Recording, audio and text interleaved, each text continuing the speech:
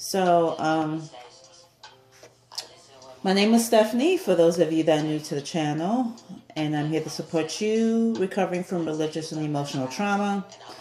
If you're a Scorpio Rising, I'm also here to support you as well, and anybody that can just relate to this. So let me just say, a lot of people I know have been really drained and really tired lately. With Mercury being in retrograde, even though it is now turned to red, a lot of us are still going back over what's happening before when Mercury was in retrograde, because we're still under its shadow. And if it's not that, Pluto is in retrograde, so you could be going back over whatever situation, depending on what house it's in. Right now, it's in Aquarius. For me, that's my 4th house. If you're Scorpio Rising, that's more likely your 4th house as well. And it's going to be going back to Capricorn, which is our 3rd house of communication. So remember, Pluto does represent death. It does represent things that need to die, whether it be relationships, whether it be old ways of being, things of that nature. Okay. So we're going to have a full moon in Sagittarius. That's going to be our 2nd house of income. And so that's going to take place June 3rd. During June as well, the 17th of June, we're going to have Saturn going. It's going to be stationing direct because it's also in retrograde. And Neptune, which has been in retrograde, is going to be stationing direct on the 30th of June.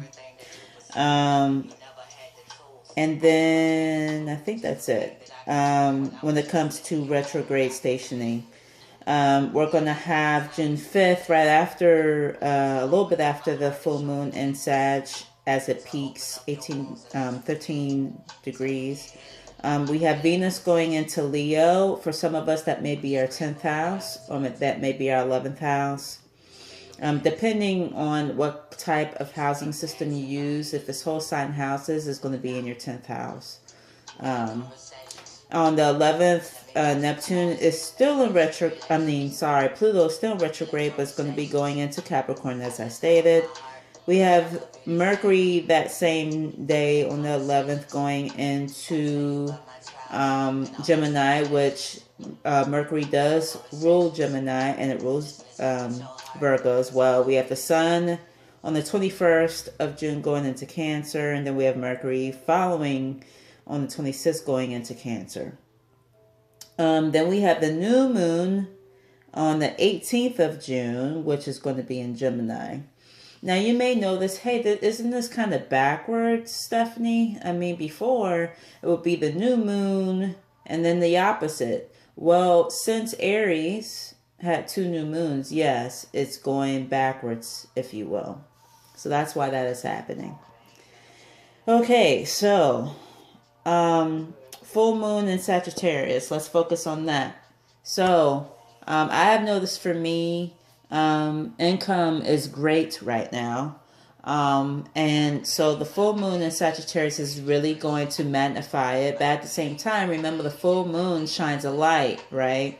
So it may shine the light on your income, what you need to do differently with it. I actually just had a friend, funny enough, during the whole, that would have been new moon in Taurus, I believe, that was talking to me about how I can rotate my credit cards so that way I can save my own money and have more of it and put some money aside, and how to go about all of that.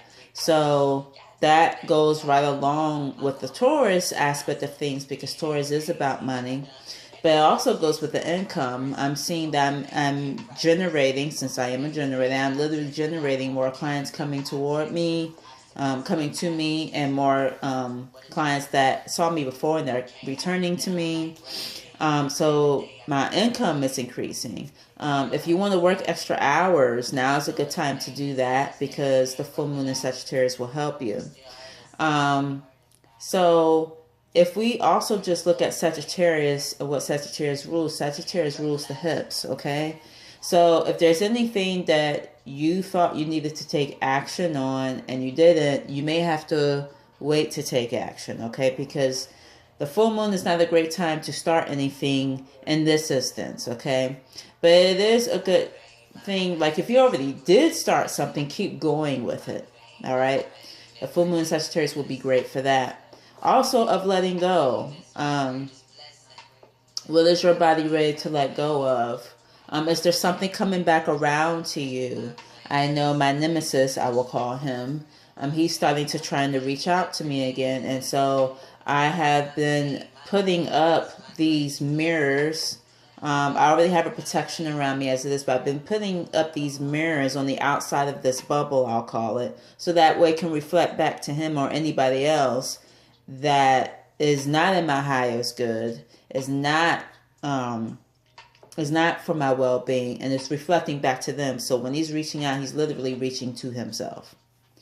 And so things of that nature. What else about Sagittarius? Well, Sagittarius is also all about travel, okay?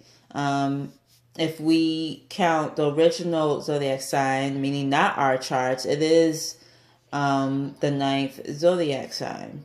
So we're talking about travel. So if you're looking forward to travel and you're already planning on traveling and you're trying to fulfill that and trying to keep going with that plan like I am, that's a good time to start developing that, to start looking at places and hotels for traveling.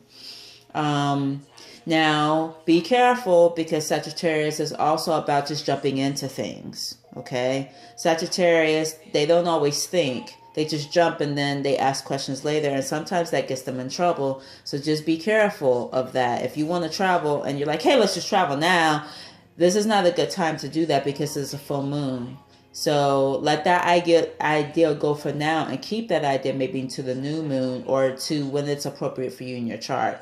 And for Scorpios right now, Scorpio Sun and especially Scorpio Rising, traveling not right now for us, as this is in our house of income, is not a good idea. Because remember, we have Leo that's going to have Mars going in. We're going to have Mars going into Leo, okay? So there's going to be some drama. There may be some drama in our 10th house, the 10th house meaning house of career. So if there's some drama in your career house, you don't want to travel right now.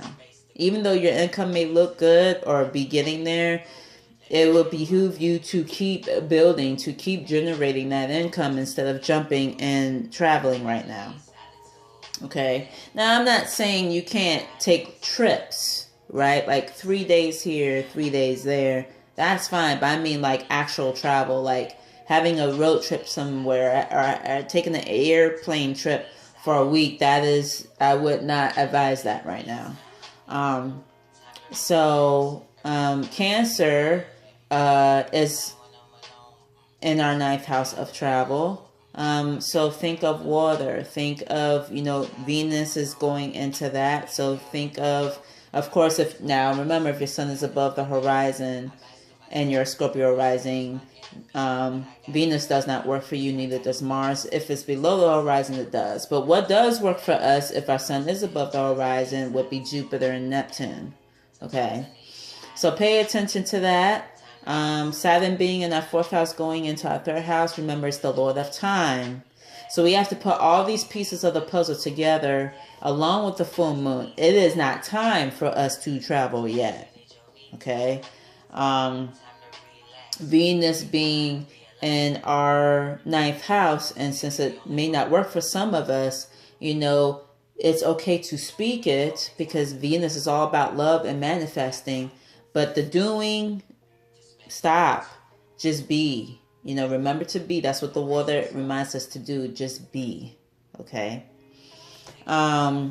So yes. And if anything, June, instead of doing, yes, be. Yes, generate more income. But also go more inward.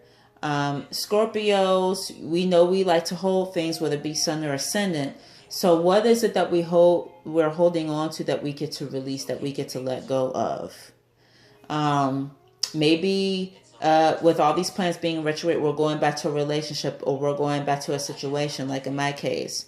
So what did I need to do? Why is he reaching out to me? What is it that this situation is teaching me? And my conclusion has been, be grateful for that situation, because I'm now able to smell and feel BS as a guy comes toward me, and I know instantly if this is a good idea or it's not. This is just a one night thing. You're going to talk to him for this night, and then that's it. And just, cherish that moment and let it go, because it doesn't mean anything. Okay. And so, that's what Pluto has taught me. And maybe if Mars is in your house of career, what is it that you get to be to keep your career from dying, or to keep your career from being chaotic, or to keep your career from being drama, right? Because, again, we're putting all these pieces of the puzzle together. Okay.